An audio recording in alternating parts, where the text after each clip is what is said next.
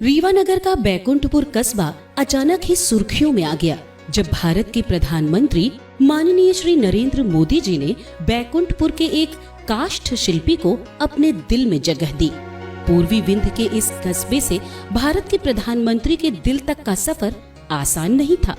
काष्ठ शिल्पी श्री बुद्धसेन की उंगलियों का जादू, उनके हुनर को आसपास कस्बे के लोग देखते थे तो तारीफ भी करते थे, मगर पूर्वी विंध्य के छोटे से कस्बे में बुद्धसेन विश्वकर्मा की उंगलियां क्या गढ़ रही हैं, उसका क्या महत्व है, इसका अनुमान स्थानीय लोग नहीं लगा पाए थे।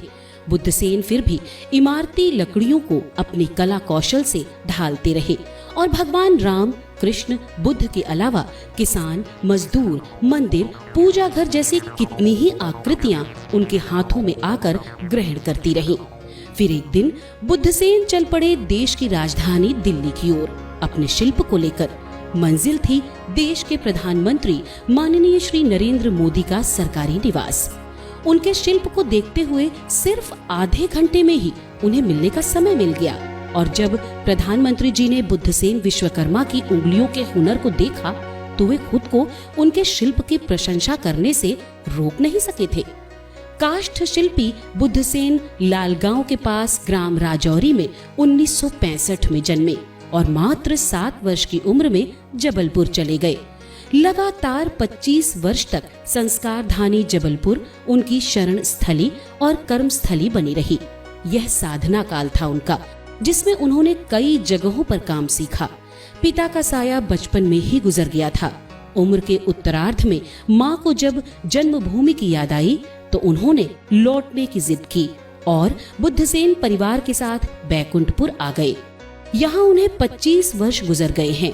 काष्ठ कला में पारंगत उंगलियां अपने फन का प्रदर्शन करने लगी तो स्थानीय स्तर पर लोगों ने उनकी कला को जाना और फिर वे हस्तशिल्प कला अकादमी से जुड़े, जहां उनका रजिस्ट्रेशन भी हो गया।